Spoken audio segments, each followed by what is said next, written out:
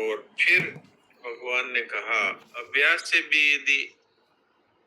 करने में भी यदि असमर्थ है, अभ्यास योग में भी, तो फिर मेरे लिए कर्म करने वाला बनो, मेरे लिए कर्म करने के प्रेरण हो जा, मेरे लिए कर्मों को करता हुआ भी तू सिद्धि को प्राप्त हो जाएगा। और अगर मेरे योग के आश्रित हुआ तू इस पुरुष लोक में कहे गए साधन को भी करने में असमर्थ है, तो फिर मन इंद्रियों को वश में करके संपूर्ण कर्मों के फल की इच्छा का त्याग कर। 11वां श्लोक है, अथै तदभ्यसक्तोऽसि कर्तुम् उद्योगमाश्रितः सर्व कर्म फल त्यागम ततः कुरु यथात्मना। तो सर्व कर्म फल के त्याग को भगवान ने बहुत ही विशिष्ट बताया है। तो इसका अर्थ मूल में ये है कि जब तक मनुष्य अपने लिए करता है तब तक वो बंधन में ही रहता है, क्योंकि अपने लिए करता है तो कर्म फल की इच्छा रखता है, तो उसका संसार से भी संबंध नहीं टूटता और अपना जो अहम है उससे भी पीछा नहीं छूटता। तो भगवान कहते हैं कि कर्म फल के त्याग में मन इंद्रियों आदि के संयम की आवश्यकता है। मन इंद्रियों का संयम होने पर कर्म फल त्याग में सुगमता होती है। अगर मन बुद्धि इंद्रियों का संयम नहीं करता तो उसके मन द्वारा विषयों का चिंतन होगा, उससे विषय में आसक्ति होगी, इससे उसका त्याग होना कठिन हो जाएगा।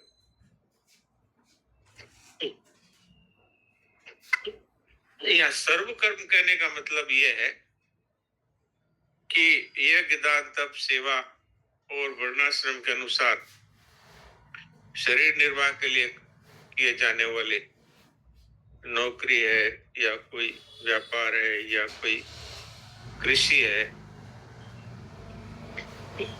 सारे शास्त्रविद संपूर्ण कर्मों का ही वाचक है सर्व कर्म। कर्म फल के त्याग में कर्मों का स्वरूप से त्याग करने की बात नहीं है,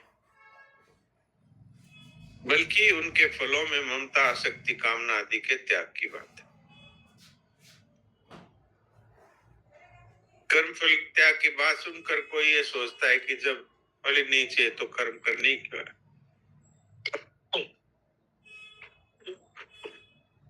तो भगवान ने दूसरे अध्याय में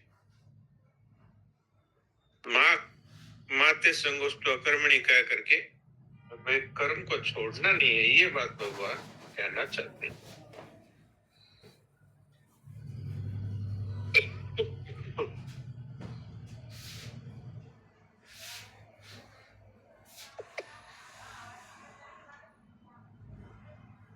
अगर साधक सर्वथा भगवान के लिए कर्म न कर सके तो उसको फलेच्छा का त्याग करके कर्म करना चाहिए, क्योंकि फलेच्छा ही बांधने वाली है। फलेच्छा तो निवर्तते। 12वें श्लोक में एक से एक उत्तरोत्तर साधन कौन कौन से अच्छे हैं ये बताते हैं। अभ्यास से शास्त्र ज्ञान श्रेष्ठ है, शास्त्र ज्ञान से ध्यान श्रेष्ठ है, और ध्यान से भी सब कर्मों के फल की इच्छा का त्याग श्रेष्ठ है, क्योंकि त्याग से तत्काल ही परम शांति प्राप्त होती है। श्रेयो ज्ञानम अभ्यासात् ज्ञानात् ध्यानम विशिष्यते, ध्यानात् कर्म फल त्यागात् शांतिरनंतरम।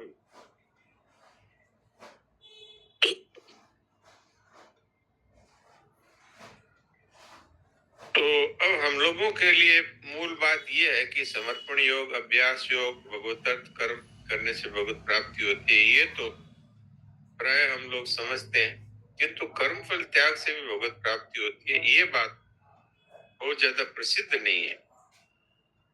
इसलिए भगवान इन प्रचलित साधनों की अपेक्षा भी ये कर्म फल त्याग की विशेषता बताने के लिए भगवान ने यह श्लोक कहा।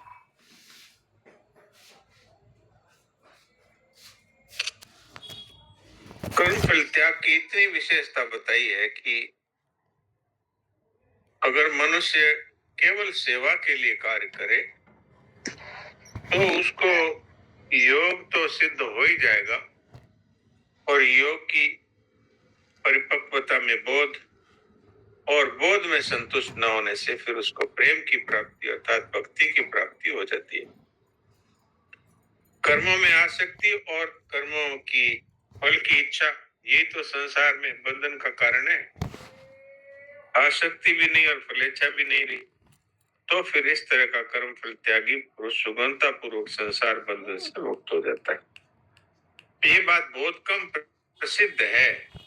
कर्मयोग के लिए भी भगवान ने ये बात कही कि ये कर्मयोग है, ये भगवान के समय में भी योगो नष्टा परंतप कह करके कि भाई ये तो बहुत ही एक प्रकार से बहुत ही कम लोग इसको जानते हैं।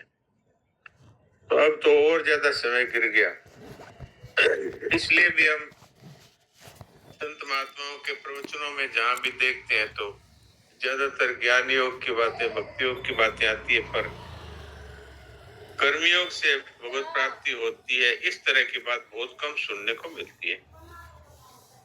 ये तो श्रद्धेय सेठ जी और स्वामी जी महाराज और शरणानंद जी महाराज, इन लोगों ने ये क्रांति की है कि अगर मनुष्य संसार की कामना और आसक्ति छोड़ दे, ममता और कामना का त्याग कर दे और फिर सबकी सेवा में कार्य करे तो उसको तत्व ज्ञान हो जाता है, और तत्व ज्ञान में संतुष्ट न रहे तो उसको भक्ति की प्राप्ति हो जाती है। सकाम भाव ही मूल में बंधन का कारण है। तो कर्मफल त्याग में मूल बात ये कामना का त्याग है। कर्मफल के बदले में हम लोग क्या चाहते हैं? संसार की वस्तुएं चाहते हैं, संसार की परिस्थितियां चाहते हैं। तो ये कामना जब तक रहती है तब तक जड़ता रहती है। ममता और कामना का त्याग करने के साथ ही जड़ता का भी स्वतः त्याग होता है। इसलिए परिणाम में परमात्म तत्व की प्राप्ति होने पर मनुष्य कृतकृत्य हो जाता है। अपना कुछ नहीं है, अपने लिए कुछ नहीं चाहिए और अपने लिए कुछ नहीं करना है, यही कर्मयोग का मूल महामंत्र है। इसलिए ये साधन सब साधनों से विलक्षण हो जाता है। भगवान ने भी कर्मयोग विशिष्यते कह करके कर्मयोग की श्रेष्ठता को बार बार कहा है।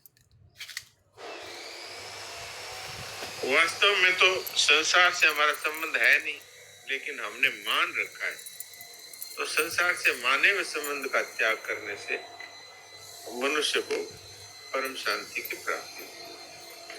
ये परम शांति है, ये भगवत प्राप्ति है। तो ये मूल बातें आपकी सेवा में रखी। अब कोई विशेष बात हो तो अपन आपस में कर सकते हैं।